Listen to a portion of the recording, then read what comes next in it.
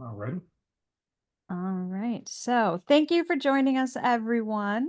For those of you who don't know me, I'm Katie from Northland, our programming librarian there. And we have had Steve 3 times now, I think. I think so. Um, Always wonderful speaker. Always love having him join us someday, hopefully in person again. Sure. But for now, I'm going to go ahead and turn it over to you. Let you get us started.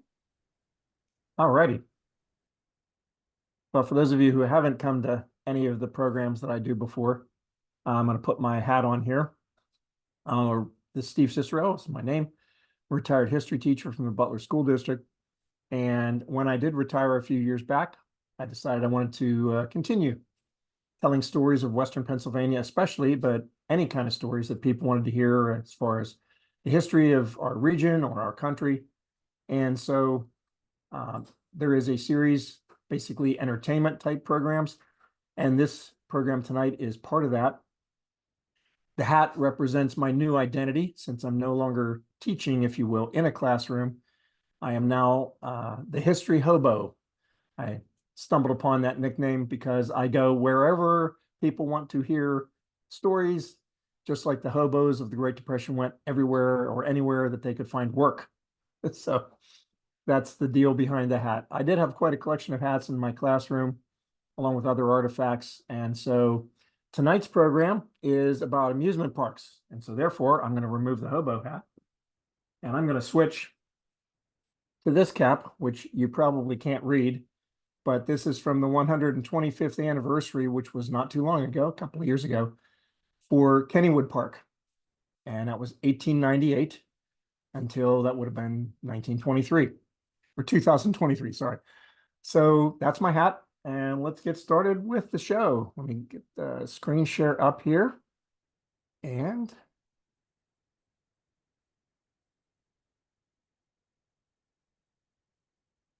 move this out of the way so I can actually get to slideshow. Alrighty. So if things are working right, your screen is black. You have nothing on your screen right now. And so that's because I always put that on the first slide. Program this evening is amusement parks in Western Pennsylvania. I kind of subtitled this one, Coasters and Corn Dogs. Just allow me a moment to move this toolbar out of my way as much as I can. And okay. I don't think I need to see that message either. All right. So, Coasters and Corn Dogs, amusement parks in Western Pennsylvania.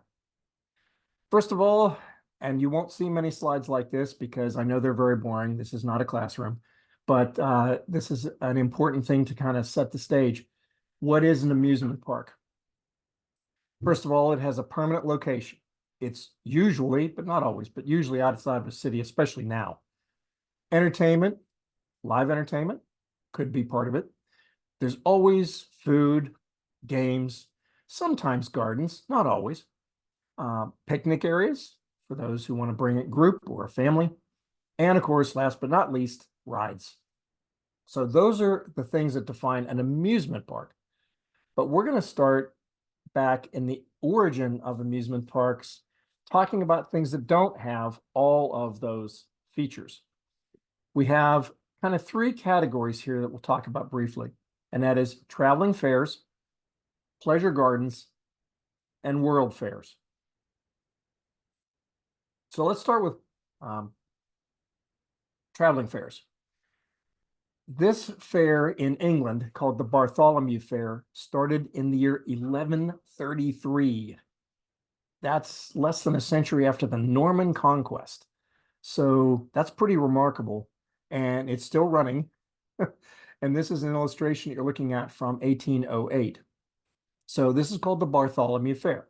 And basically, these, I think, are very similar to what we have in Western Pennsylvania now, called Renaissance fairs.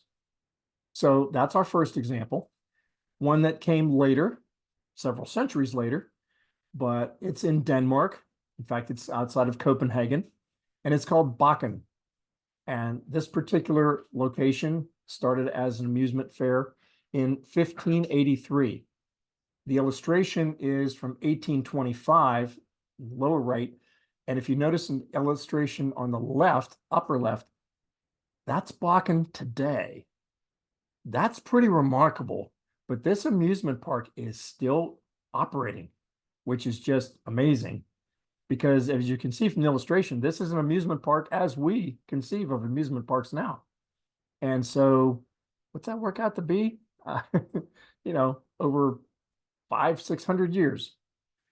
Now, pleasure gardens were also something that became very, very popular in the late Middle Ages, early Renaissance, and into the Elizabethan age.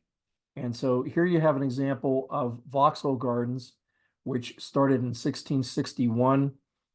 As you can see, the idea here was that it was probably some kind of a landed gentry family, and they had a lot of gardens.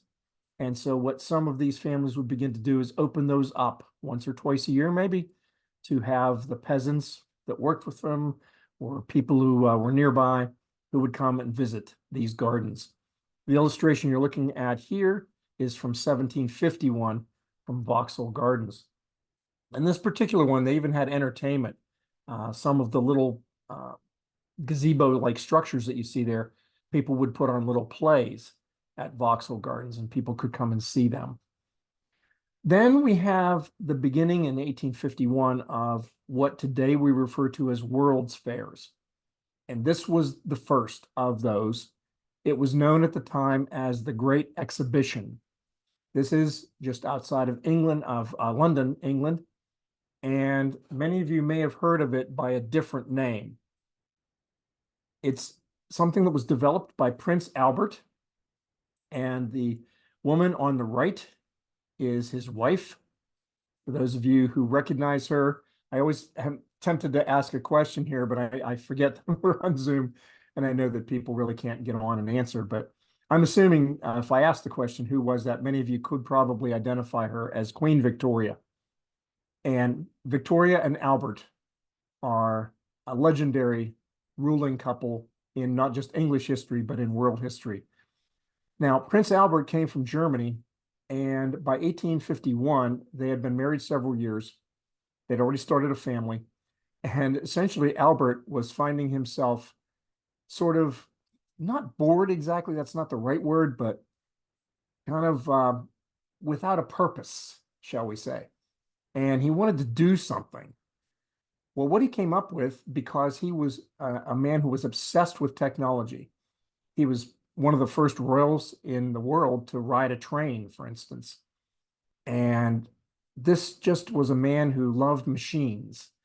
And so he decided that what he wanted to do was have an exhibition of world technology. Countries from all over the world could send representatives to set up displays. And Queen Victoria gave her permission.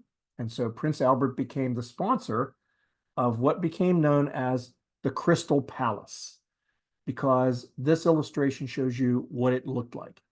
And as you can see in this illustration, this was a gargantuan building, just, mammoth.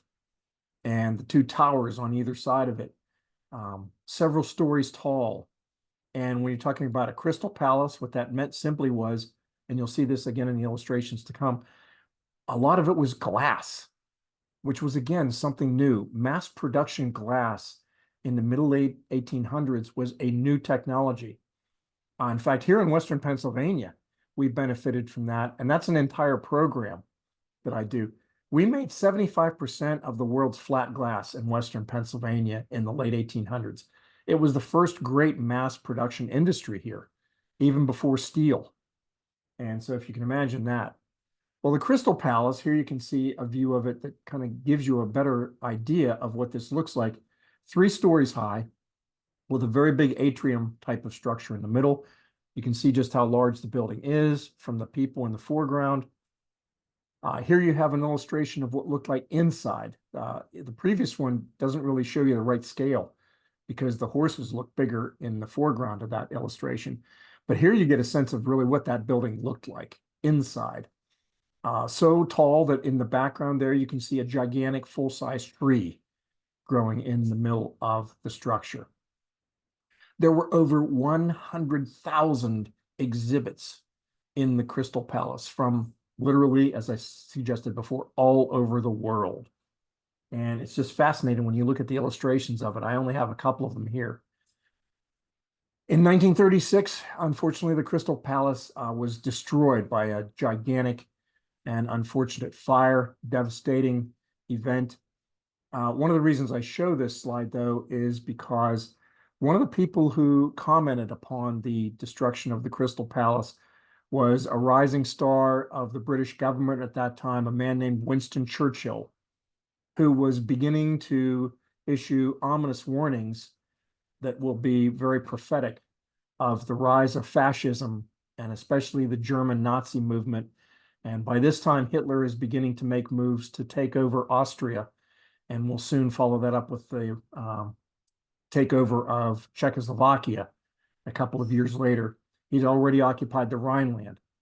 And Churchill recognized right away the threat that Hitler and Mussolini, like him in Italy, represented. And so he commented upon the destruction of the Crystal Palace as kind of an evil omen, perhaps, of dark days ahead. And of course, he was right. Just a few years earlier, in 1861, a man named Thomas Bradshaw had invented the steam carousel. Look at the illustration of the original steam carousel. And as a history teacher for many, many years, this one is just absolutely fascinating to me because of how little they have changed. You could have this in any amusement park today, and people wouldn't think a thing of it. It would look exactly like what they would expect it to look like. But that's how little it has changed. Thomas Bradshaw invents the steam carousel. Of course, nowadays, these kinds of rides in various fashions are staples of the amusement parks. But there's the very first mechanical, power-operated ride, steam engine. So the Crystal Palace is the first sort of a World's Fair. But beginning in the mid-1880s, we're going to have the beginnings of fairs that are going to go to different locations in the world. And the very first one that was set up was in Paris in 1889. And you see there, both in the advertisement and in the illustration, the centerpiece of the World Fair in Paris, the Exposition Universelle. And of course, everybody in this program, I'm sure, watching this program is going to recognize that as a steel structure, an iron structure built by a man named Gustave Eiffel. He's the guy who designed it and built it. And so this is one of the iconic images of any city really in the world, the Eiffel Tower in Paris. And it came about as a result of this World's Fair. The people who were organizing this fair wanted to just really dazzle the visitors to Paris with this modern technological marvel. So the next World's Fair, just a few years later, is going to take place here in America. Scheduled for 1892, it was known as the Columbian Exposition. It doesn't actually open in 1892 because of various construction delays, but it's going to take place in Chicago, Illinois. Many of you, if you know your history, know that Chicago literally almost burned entirely to the ground in 1871, the Great Chicago Fire. About 2/3 of the city was torched completely to ashes. And so by only 20 years later, the city of Chicago has risen from the ashes literally and has become, and this is of course during the time period of urbanization and industrialization, and the population of Chicago just exploded almost overnight in those 2 decades. And so now this is one of the largest cities in America. It was at Cowtown in the 1860s, but by 1893, it is a major metropolis in America. And so they wanted to host this fair for a couple of reasons, but they basically wanted to show people that Chicago was back. This was to demonstrate the resilience of this wonderful Midwestern city that we know of today. This is also known as the White City by a nickname. And the reason for that, as you can easily see in all of these buildings that are illustrated here, is because everything in this fair was painted, it was whitewashed white. And now we kind of think of that as iconic and great. You know, we wouldn't think of it any other way, but it wasn't purposeful. The reason why they painted everything white was because they were tremendously behind time in the construction of this fair, and they simply did not have the time to paint all the buildings as they originally intended to. And so they simply whitewashed everything. And of course, what really leads to this being a kind of a legend is that is also a fair that was the first to have electric light. And of course, that's a Western Pennsylvania story.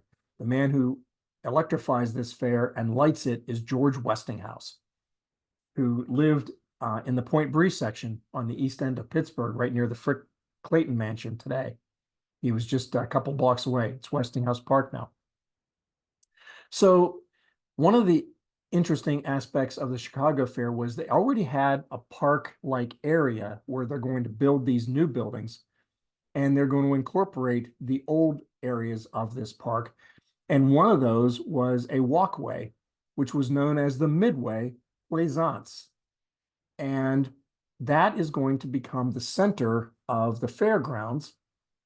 And to this day, that's why amusement parks almost all have an area that we call the Midway. It gets its name from the original Chicago Fair. So when it opened in 1893, the big question was, in the design of this World's Fair, how can we top the Eiffel Tower? And there were actually several different proposals, but one of them was to be a tower, which was to rival the Eiffel Tower. And Andrew Carnegie and Henry Clay Frick were partners by this time in industry, in the steel industry. And so Frick was put in charge of this project, but they kind of went back and forth, and Frick had different ideas about what this tower should look like than Carnegie. And Carnegie finally got very frustrated with this, and he basically pulled the plug on the whole project. And so Frick, of course, was horrified, but nevertheless, the people who were much more upset about this were the people in charge of this World's Fair. What are we going to do? And so they only had several months in order to have something spectacular. Well, there was another idea that had been proposed by this man, George Ferris, who lived in the north side of Pittsburgh, what was originally known as Allegheny City. And it was in that gray house that he lived. He had an idea for a giant structure that would rival the Eiffel Tower, not in height, but in the fact that it actually moved. And the original intent was not to accept that because they were too scared that it wasn't going to work, or that it was going to be some kind of a catastrophic accident that would happen. And so they really didn't go for this idea until they had no choice. And Ferris said, I can build it in the time frame that you need it to be built. You can see in this photograph a man standing beside the axle of this Ferris wheel. So you get a sense of the scale of this wheel. And there's the historic marker, the Ferris wheel invention. Here's an actual photograph of the first Ferris wheel at the Chicago Exposition.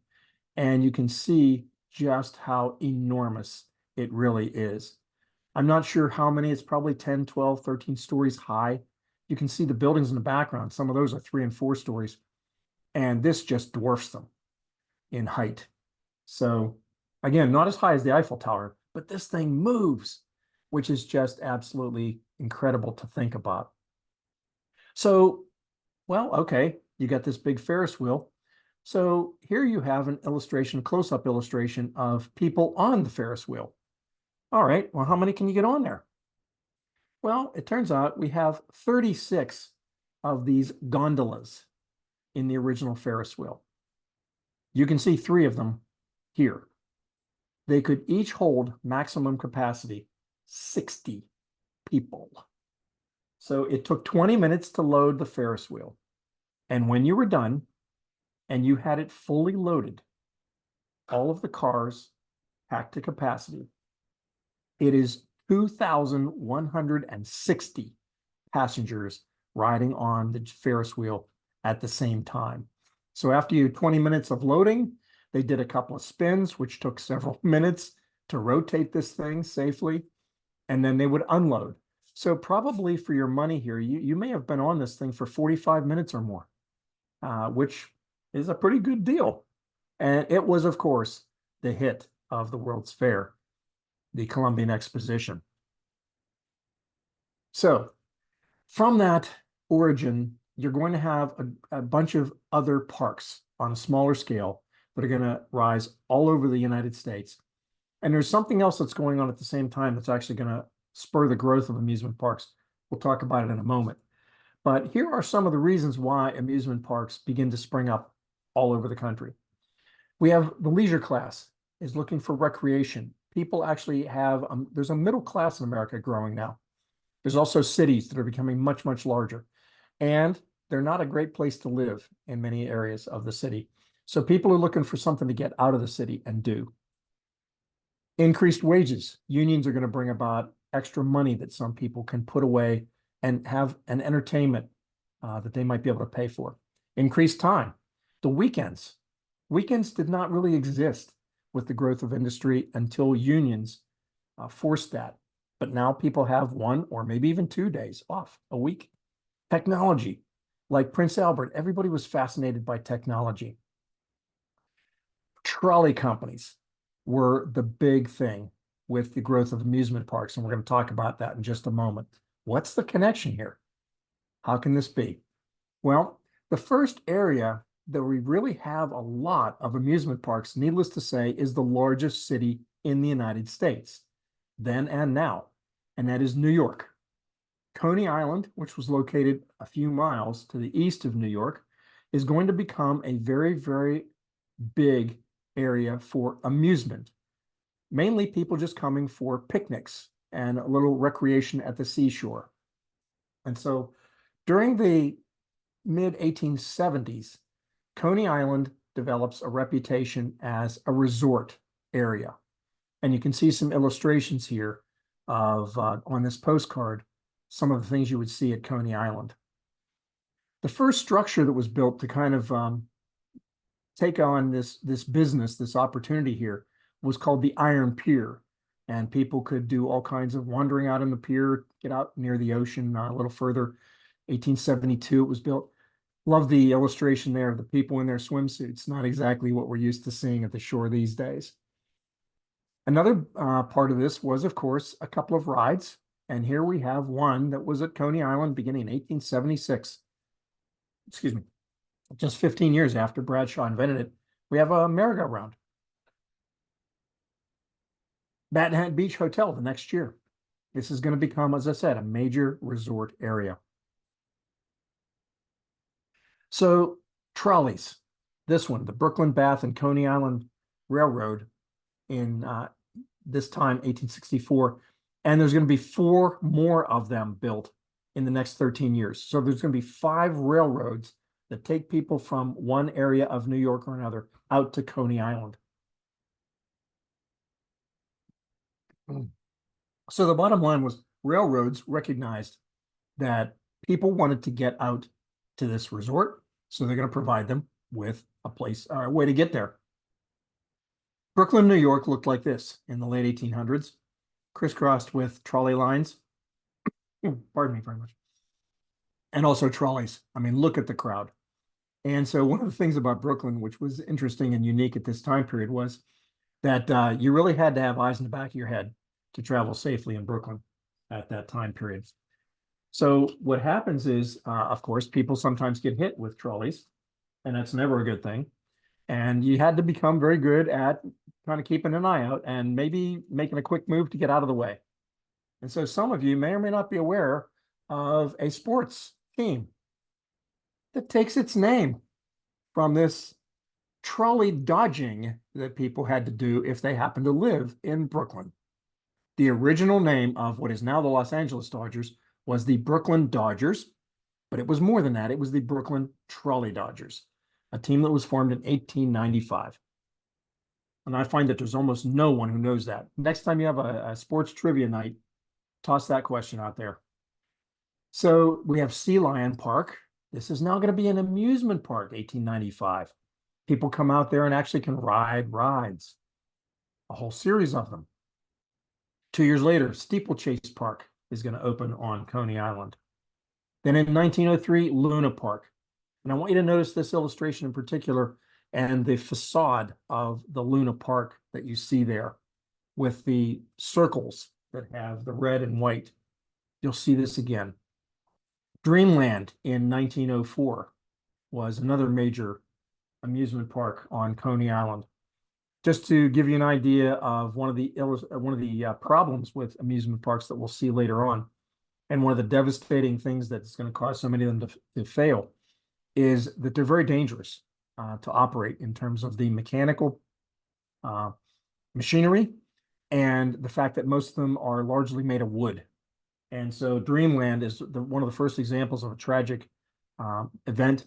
This park literally burned almost to the ground only a few years after it was opened, 1911. 1927 at Coney Island, we add the Cyclone roller coaster, and that is still there to this day.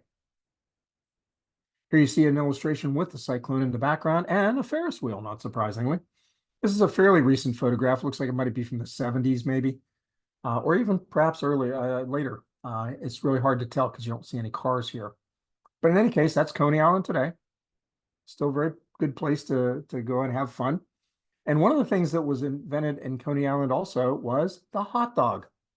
1867, a man named Charles Feldman created the hot dog. And a few years later, actually many years later, 1916, a man named Nathan Handwerker purchased the copyright, if you will, or the patent for hot dogs from Charles Feldman. And he turned his brand of hot dogs into one that we're still familiar with today, Nathan's Famous Frankfurters, originally on Coney Island and now in every grocery store on the East Coast, at least, if not all over the country. And of course, one of the other things that originated out of that in more recent years was the hot dog eating contest, a rather grotesque effort to stuff all of these buns and dogs into your mouth in a very short period of time. And if any of you have ever watched it in recent years, you know the guy up there at the top of the illustration is a fellow named Joey Chestnut. And he retained his crown yet again this year in 2024 as the hot dog champion. I don't know what his number was this year, but it was more than everybody else. So I mentioned trolleys earlier. And what happens is all over the country, not just in Coney Island or Chicago, but trolleys are going to be the way of getting around cities as cities begin to really, really expand. And so there's a lot of new trolley companies that are going to open up. Well, the problem for trolley companies was that they got a lot of business during the weekday when people needed to get in and out of the cities and around the city. But during the weekend, there was very, very few customers because most people were at home. And so what is the trolley company going to do to try and make money on weekends? Well, some of these trolley operators came up with the idea of putting amusements or at least picnic areas at the end of the trolley lines. And that, ladies and gentlemen, is how almost all of the amusement parks that we think of today came into existence. Here in Western Pennsylvania, right around the same time as those Coney Island parks were getting started, we had one called Luna Park. Now, it only lasted for 4 years, but I want you to notice the facade on Luna Park here. Same name as the Coney Island Park, but this is Pittsburgh's version of it. So look carefully at the name there. This one was developed by a man named Frederick Ingersoll.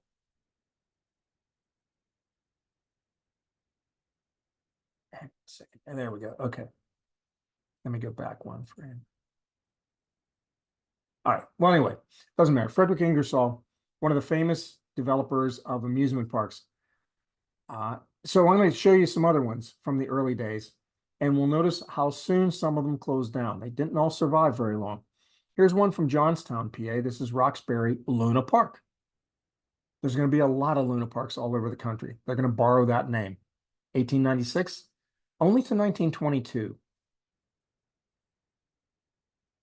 So a couple of those examples there, they were very short-lived. What's going to bring about the decline of these amusement parks? Let's kind of take a look at that. Oh, by the way, the number up at the top, please notice that. Pause for a second here. I'm trying to get, I apologize, but I'm trying to get this toolbar out of my way so I can see what I'm kind of looking at on the screen. Okay, there we go. By 1900, there's over 1,500 amusement parks in the United States. Within the next few decades, almost all of them are going to disappear. What caused their decline? Well, first of all, fire, floods, and repair costs. I already alluded to that earlier. Another thing, the Depression and war. World War I, even. The need for steel and other materials, and the soldiers go off to war. All of those things are going to bring about, a drop in business. Then we have the Great Depression, which of course just devastated the amusement park business.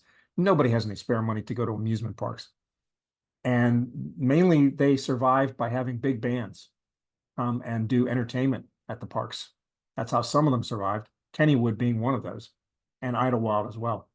And then the war, again, another world war. How are you going to repair amusement parks and keep them in operation when all those materials need to be used in the war effort? So it was a very, very tough couple of decades for amusement parks. And then the decline of trolleys, beginning especially after the war, when people began to move out of the cities in mass numbers to the suburbs. Trolleys also declined. Other people, most people, of course, began to buy cars, especially after the Model Ts developed. And so suburbanization, people moving out of the cities because they can, because they have a car. Trolleys aren't necessary anymore. Many of those trolley companies, they collapse, they go out of business. Land values. As people moved out of the cities, the land values change. And so where many of these parks were, it became much better of an investment if you simply tear down the amusement park and build houses. And that literally put them out of business because of the value of the land. Television and movies, there's better ways to entertain yourself. And so we don't need these things anymore. And last but not least, just saturation. There were simply too many of them. So there are more than 40, for instance. Doesn't that number just astound you? In Western Pennsylvania alone, there were 40 amusement parks between, say, State College and the Ohio border. That's just amazing. Let's take a look at some of them. Here's 1901's Eldora Park, which closed, not coincidentally, 1942, right in the middle of World War II. Charleroi.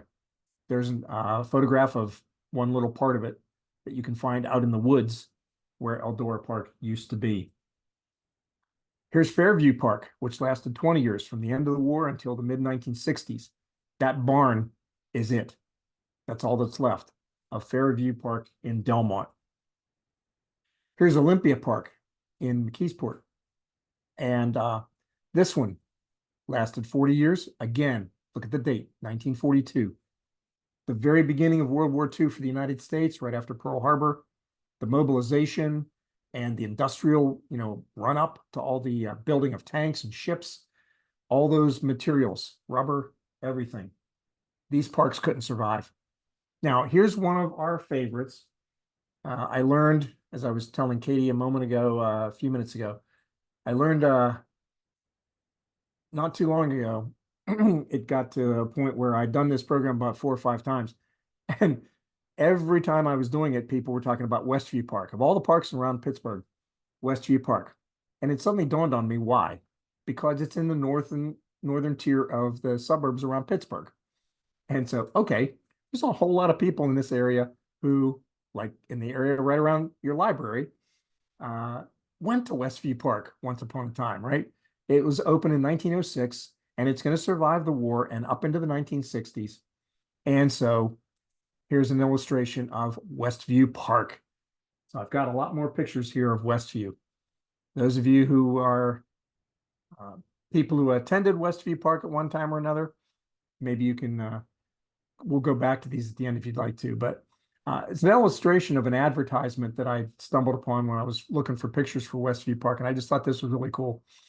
If you remember back in the day, if you're of a certain age, when the supermarkets would use the amusement parks as ways to get people in to buy groceries at the park. Giant Eagle, still does this to some degree.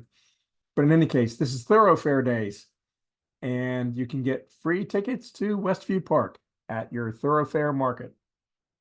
Great illustration. Just save your receipts. Here's the Caterpillar, which, as I understand it from previous audiences, was one of the favorites at Westview Park. The Dips was the roller coaster at Westview Park. And just kind of take our time here. There's a lake next to the Dips. And so we have a colorized illustration there. Here's a view at night of the haunted house at Westview. And this is one of those times, by the way, when we always have a show of hands. How many people remember these? And of course, there's always at least a handful of people who put those hands up. Yeah, I remember that. Here you have Westview Park today in the upper left-hand side. It is Westview Park Shopping Center. This is a perfect example of land values simply driving a park out of business. 1977, the owners of the park just shut it down, sold the land, and now you have a shopping center. That was the day and age of the great shopping centers, Century 3 and some of the other malls starting to develop. And so down in the bottom corner illustration, that is the Dips. And on the right is what is in that same spot of the old Westview Park, and that is the Giant Eagle. So there you go. By the way, notice the homage to the park, the horse up on top of the sign for Giant Eagle, the carousel horse. And I'd love to know whether that's an original, but I couldn't answer that question.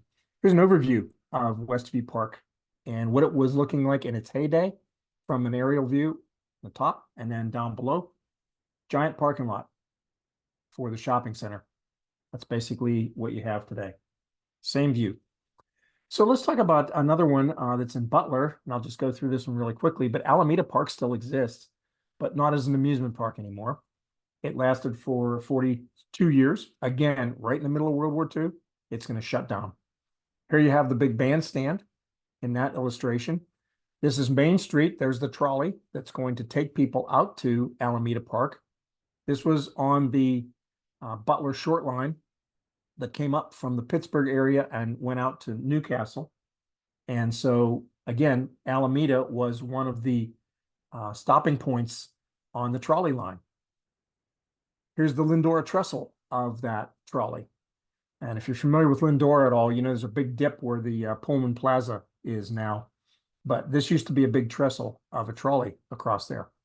Here you have the pavilion, and you can see in the lower left the little trolley, which is arriving at the station right there. In the background, you can see a Ferris wheel. It's not a gigantic one, but there's a Ferris wheel there. And over in the far left, there's actually a roller coaster. So all of that was at Alameda Park at one time. And here's a better illustration of the roller coaster. And we had a big lake that people could actually go boating at Alameda Park. Here you have it. You can take a canoe ride. And of course, this was something that was big at Kennywood too for a while, but no longer. The only part of this that exists at Alameda Park today, the modern Alameda Park, is basically a swimming park and volleyball courts and picnic areas. And so the only original park building that's left is this one, the carousel.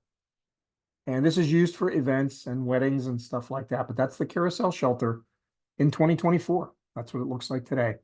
The horses aren't there anymore, but I will tell you the horses do exist. They're actually out west, South Coast Plaza and in Tucson. You have these old Tucson studios in Arizona. So the horses are still there, but not here in Pennsylvania anymore. So the competition for the parks, what brings about the end of these parks? Well, first of all, family theme parks are going to appear first. And then we're going to have the Disney theme parks. And finally, we're going to have mega amusement park chains. This is another part of the reason why our typical, usually small amusement parks, like we think of them, are no longer in existence for the most part. They've been driven out of business. And then it became vacation destinations. People aren't going to go to the park for one day. They're going to go somewhere else for a week, to the shore or to one of these. So the family theme parks began actually in the 1940s with this one. It's the very first one. It's Santa Claus Land in Indiana. That's the state of Indiana, America's Christmas hometown. Here you see an illustration showing people driving their cars through the entrance to Santa Claus Land, 1946.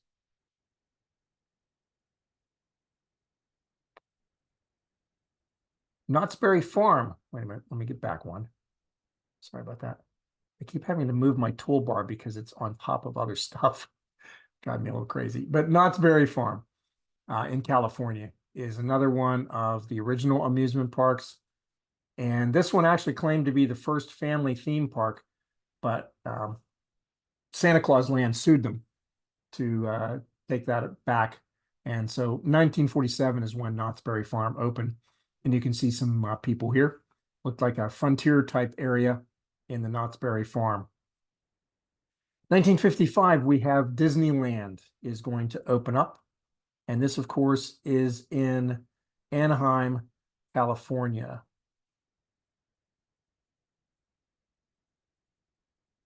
Here you have the Princess Castle. Let me go back one. I apologize. I am having a great deal of difficulty with this toolbar. Every time I move it somewhere, it tends to be right in the way of the caption for the next slide. No one's going to drive all the way to Anaheim just to ride a merry-go-round. That's what one critic had to say about Disneyland. Were dumber words ever spoken? I don't know. But he certainly wasn't right in his prophecy about this amusement park, was he? Certainly not. So, of course, in 1971, Walt Disney is going to not live, unfortunately, to see this, but another Disney park is going to open, Disney World in Orlando, Florida.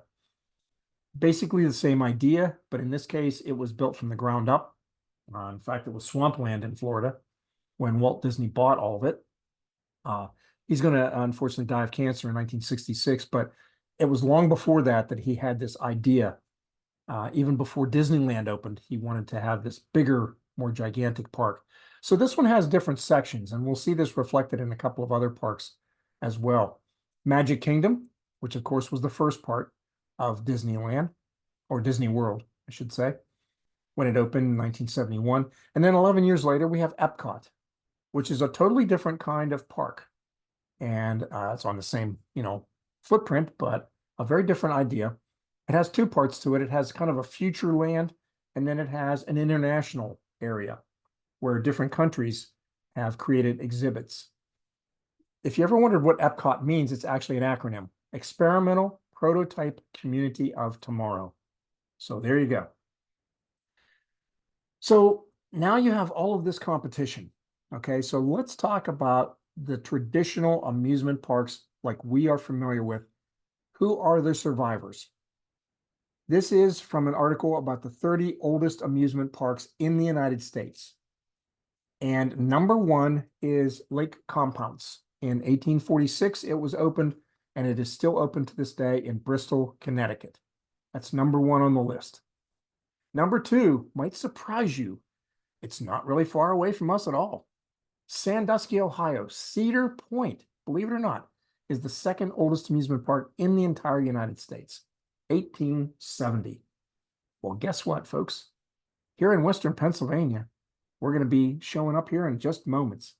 The roller coaster capital of the world is what Cedar Point's claim to fame is, and it literally is. Been there a couple times, and there's really not much else to do except ride roller coasters. So if you don't want roller coasters, Cedar Point's really not the place for you, probably. But in any case, it is a great amusement park if that's your thing. Here's the survivors in Western Pennsylvania. Why are we talking about them so soon? Because Idlewild is the third oldest in the entire United States among the survivors, 1878.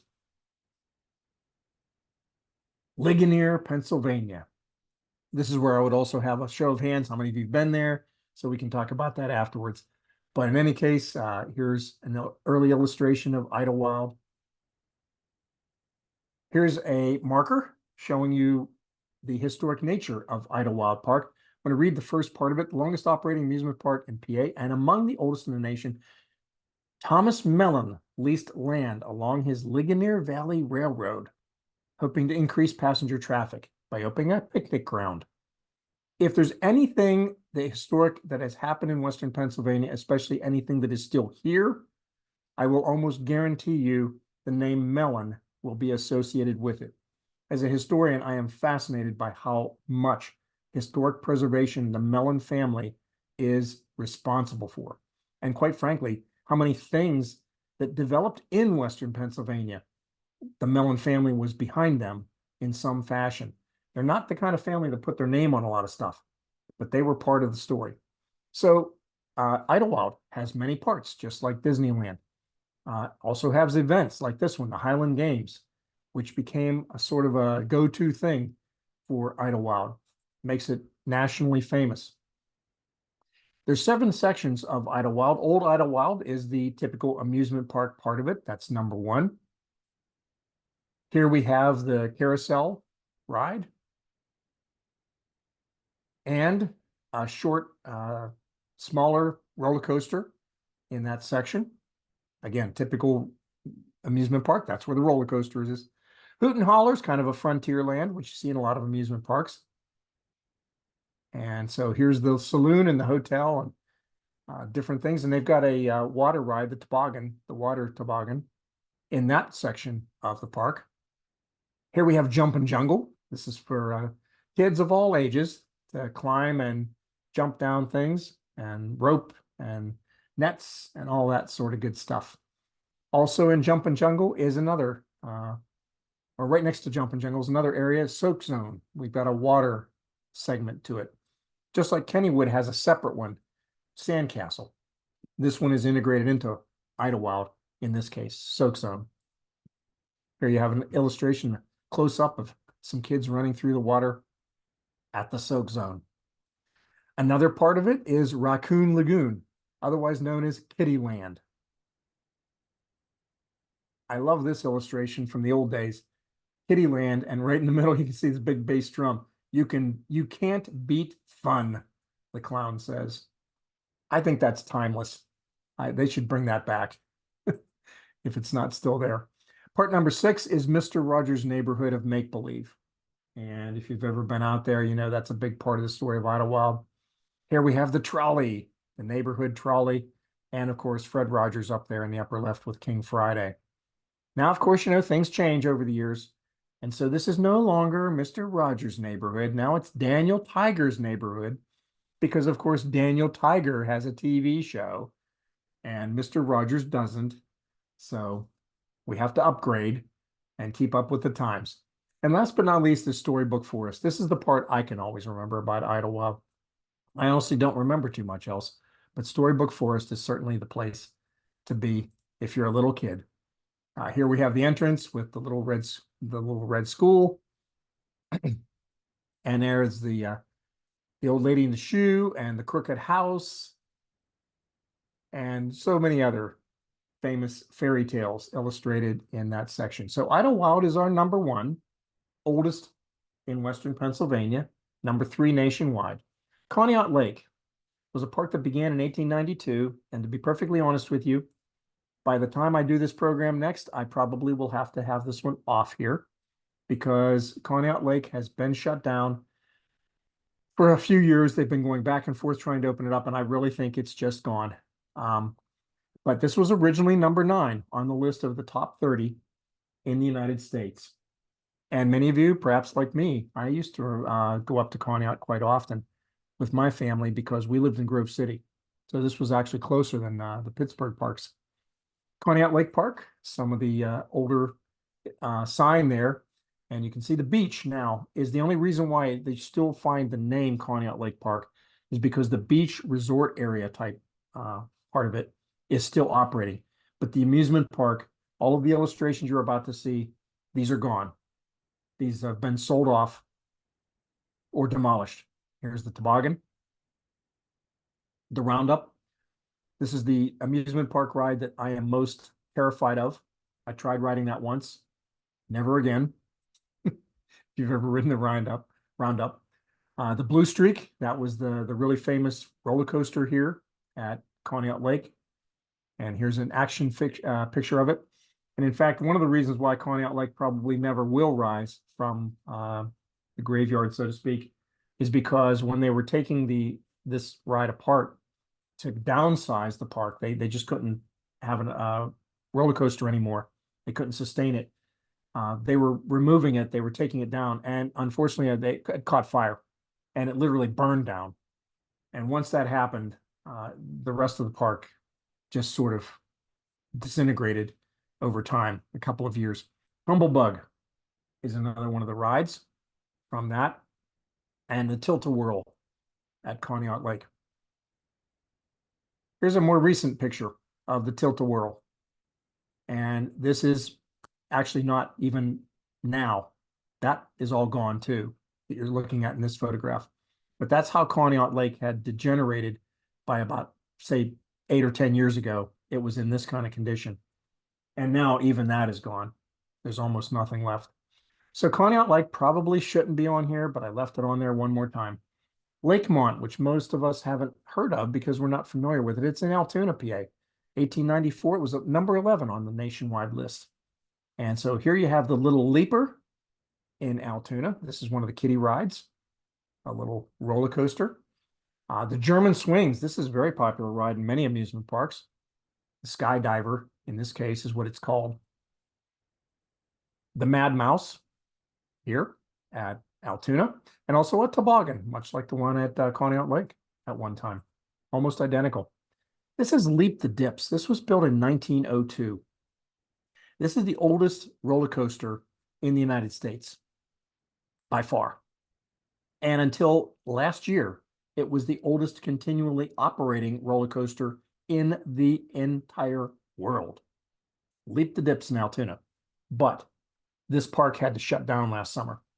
They ran into some financial difficulties and they shut down.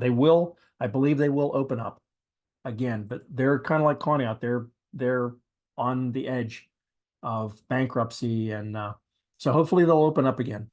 But unfortunately, Leap the Dips lost its designation as the oldest continuous park.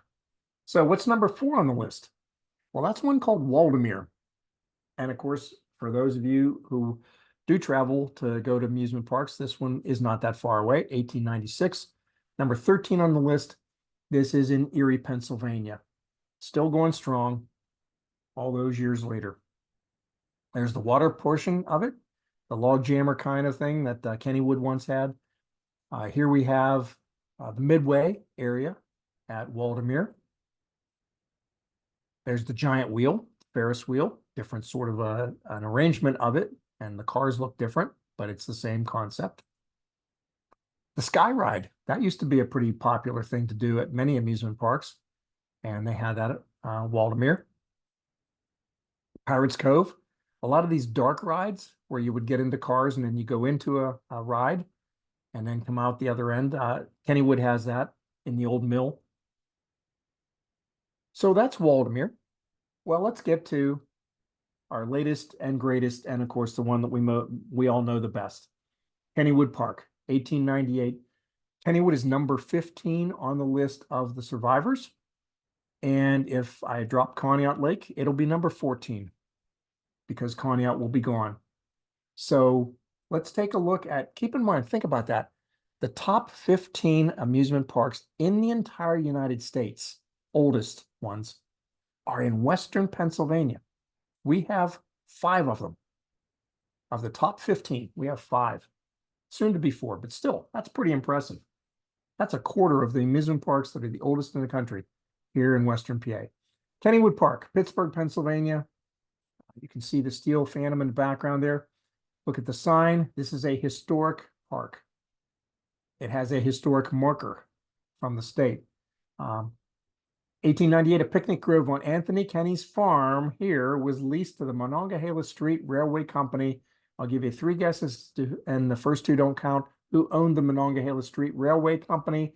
It was another member of the Mellon family. And so, not surprising. But it was known, of course, the park itself is a National Register of Historic Places landmark. Kenny's Woods was where the original name came from. By the way, that little quiz, if any of you looked at it, there are 4 rides at Kennywood Park that are also just the ride. They are considered national landmarks. And so let's take a quick look at Kennywood Park. Here's the picnic grounds. Here are 2 of the longtime legendary owners of Kennywood Park, Andrew McSwiggan and Frederick Henninger. If you ever watch Kennywood Memories, Rick Seabox, yeah, just fantastic video in his Pittsburgh history series. They are prominently mentioned in that.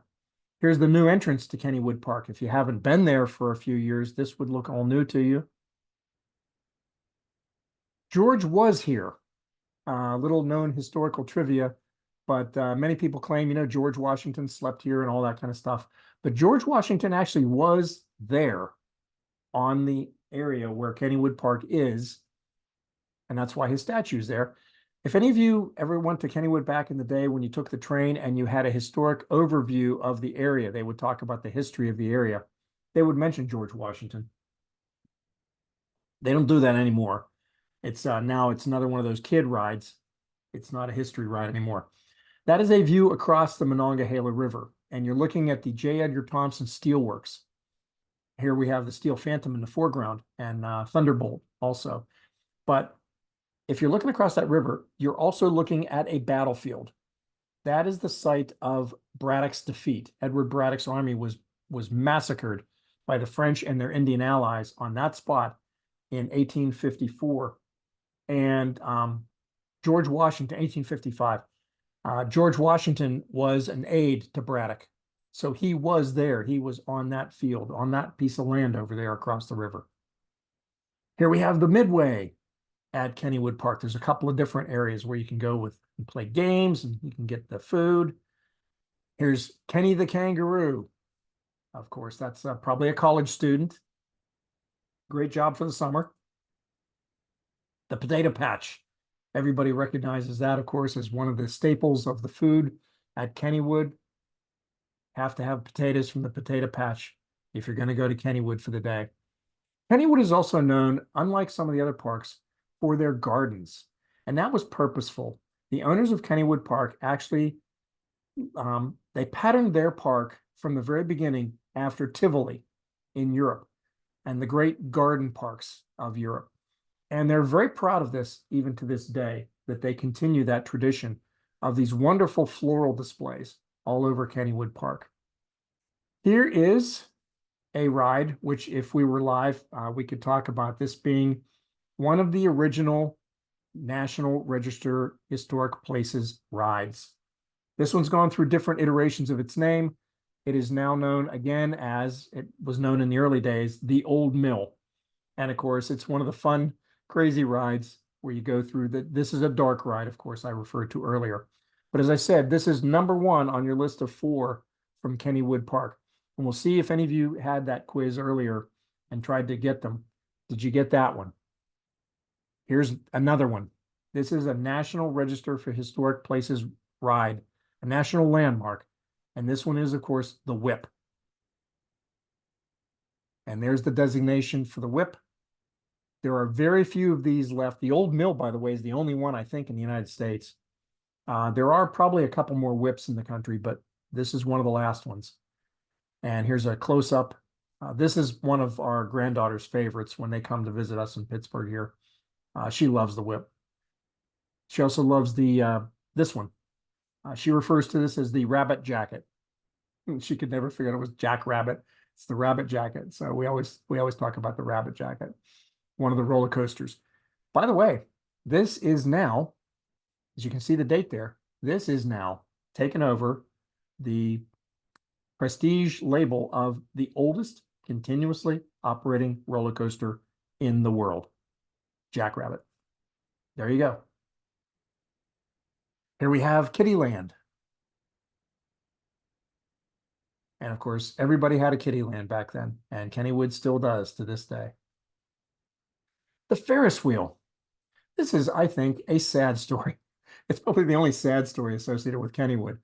And I just honestly don't understand it. I don't understand how they could ever have considered doing this. But they put a Ferris wheel in Kennywood in 1927. Of course they did, because George Ferris is from Pittsburgh. And so how could you not have a Ferris wheel? Well, in 1999, they took it down because I believe it was the log jammer that was put on this same plot of land. You know, they do put new rides in on a continuous basis. But of all the things you remove, a Ferris wheel, for goodness sakes, it's the one that is legendary in the whole amusement park world. And we have a guy from Pittsburgh who made it. So the carousel at Kennywood is also very, very old. It is not, however, a national landmark, believe it or not, but it goes back to 1927. This one, however, same year, is the Turtle.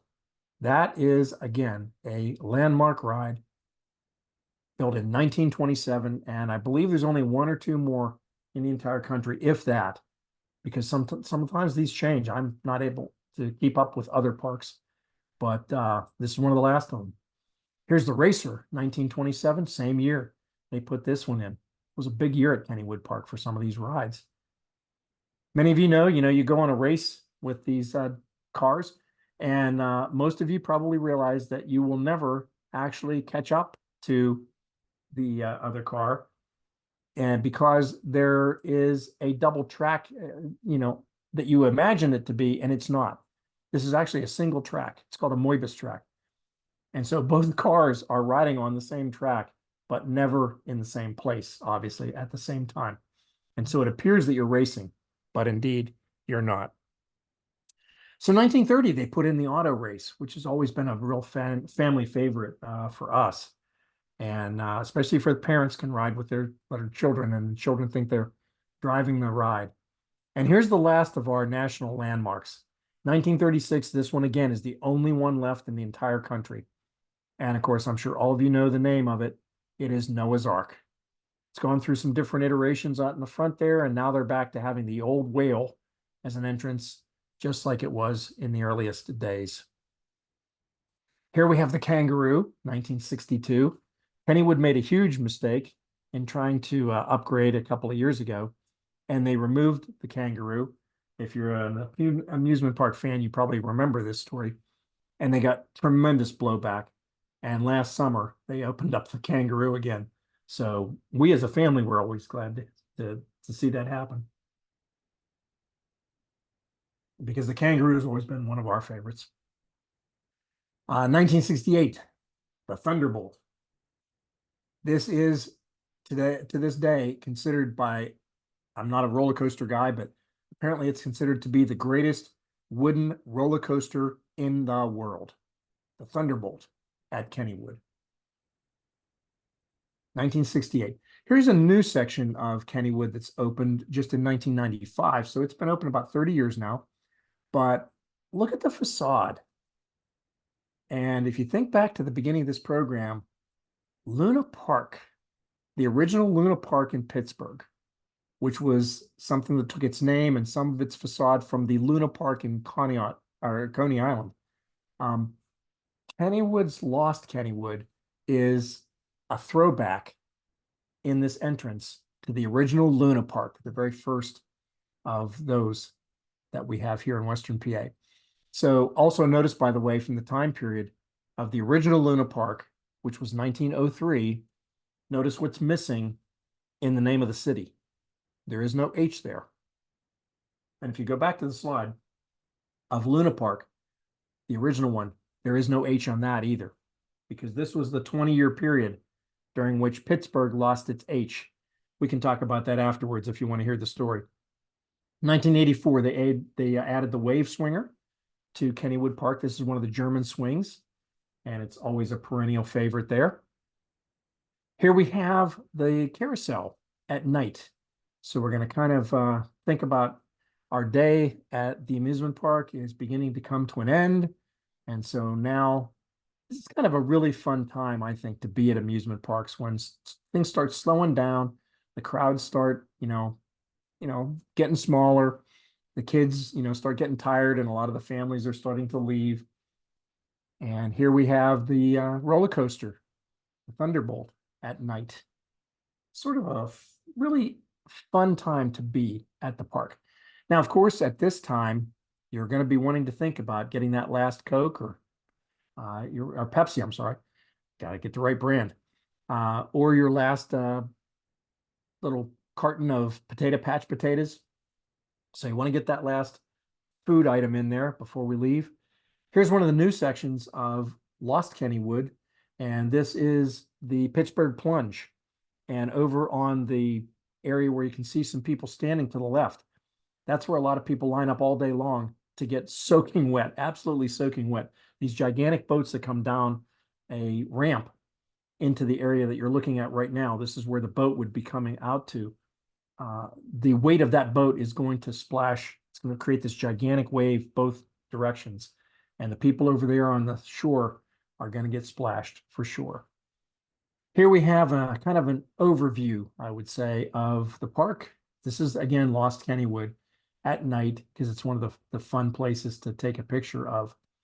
And so we kind of have to think about, it's time to move on, time to get back home and get some rest after a fun but really tiring day at the amusement park. And so with that, ladies and gentlemen, we see the rides begin to stop. Here's the whip. It's already shut down. Nobody riding it. It's time to go home.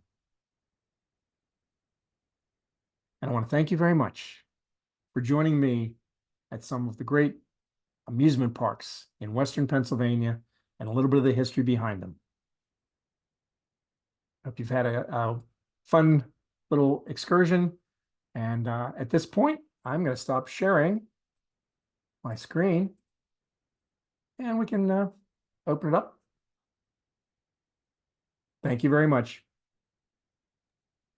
I did turn it on so you can unmute yourself if you would like to ask a question, but we also do have one here in the chat. Oh. Was there an amusement park in Meridian, Butler County?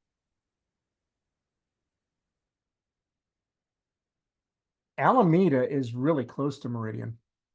Now, I don't believe there was ever a separate park in Meridian itself. Now, there's a Preston Park in Meridian, but that's a park that is more of a walk around park, a landscape park. And that was Dr. Preston and his wife, Jane, that had that. That was their home, which is now a park, but that's only recently.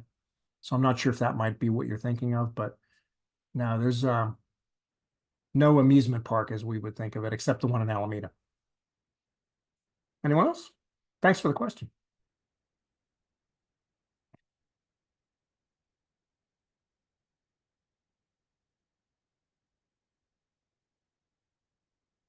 All right.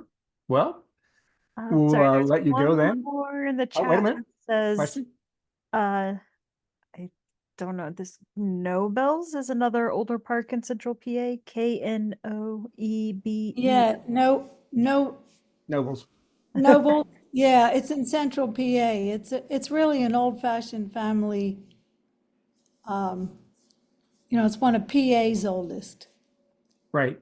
And that's one of the ones that's more kind of a Knott's Berry Farm.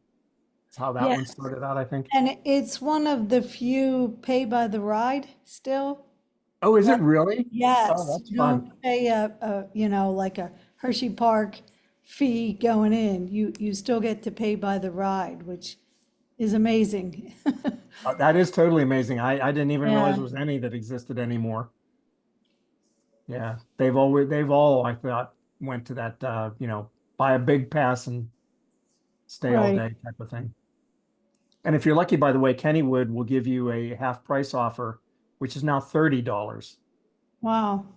So Is 30 something so dollars, because actually the price of the day pass at Kennywood, because we have a family pass, but the day pass at Kennywood is now 75. Yeah, that's Hershey's about 80 because I came from Central PA. So, Yeah. question in Idlewild, can you still like pay for just certain parts of the park? Like I know you don't have to get a water pass, but like Right. if you get a pass, does that allow you to all the areas? Or is like the Mr. Rogers an additional fee or? That's a good question. I don't think so, but I couldn't honestly answer that question. I'll go Um, out and look it up, yeah. yeah, do that, please. Yeah, look it up. Yeah. And Yeah, the Chicago Fair that you mentioned early yeah. on, was that considered one of the World's Fairs? One of the Yes, first World's Fairs? right. Okay, That was actually the second of the official World's Fairs.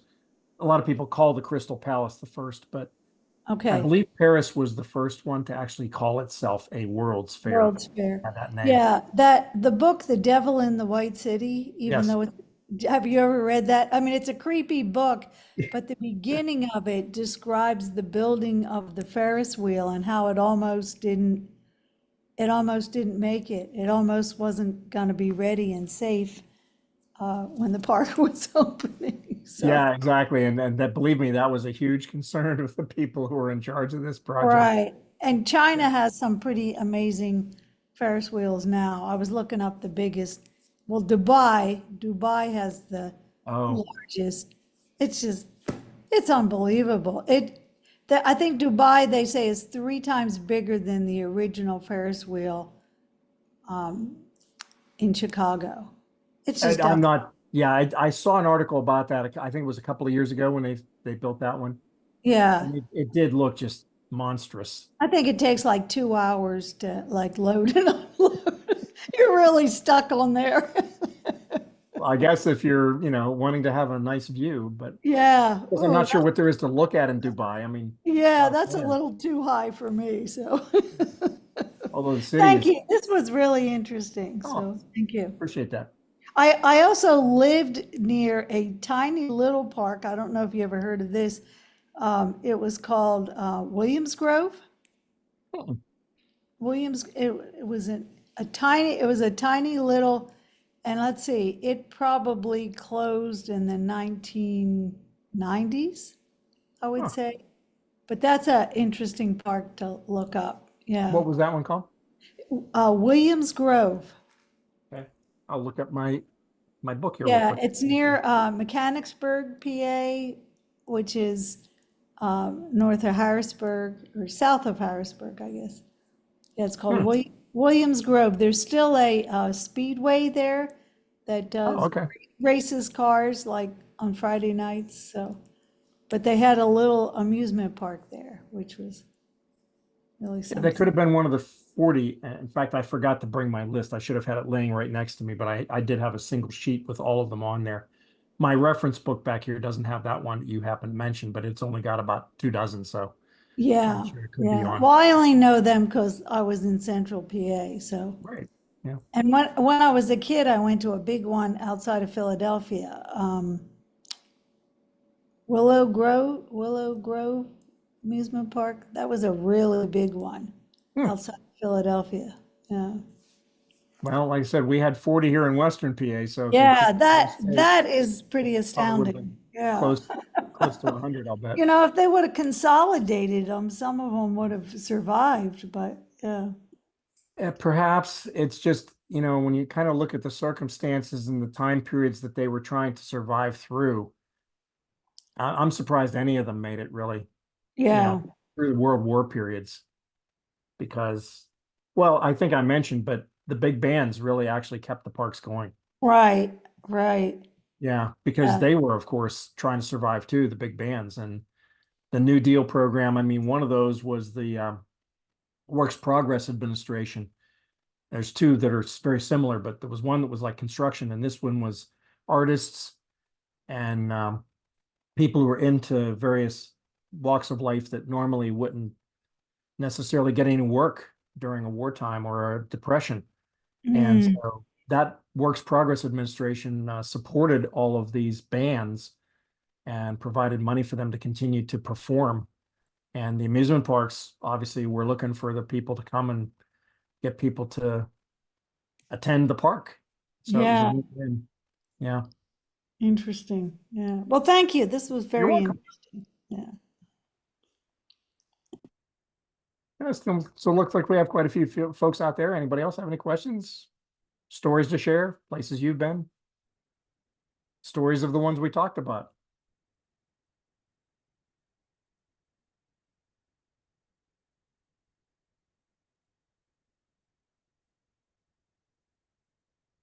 Just to be clear, Katie, people can unmute themselves, right? Yep. Yeah, I Okay, set 'cause I'm up seeing so that everybody's still muted, but that's okay. All right. yeah, Well, if we're anyone gonna go to thinks of our host. anything, I was gonna say, if anyone thinks of anything after the fact or any stories to share, you can always send those along and I can pass those on to Steve. But thank you so much for joining us tonight, and thank you, Steve, for the wonderful talk. You're more than welcome. Always a Alright. pleasure. Well, thank you, everyone, and have a Kennywood great night. Memories. Great book. Check it out. Thank you. Yep. Bye-bye.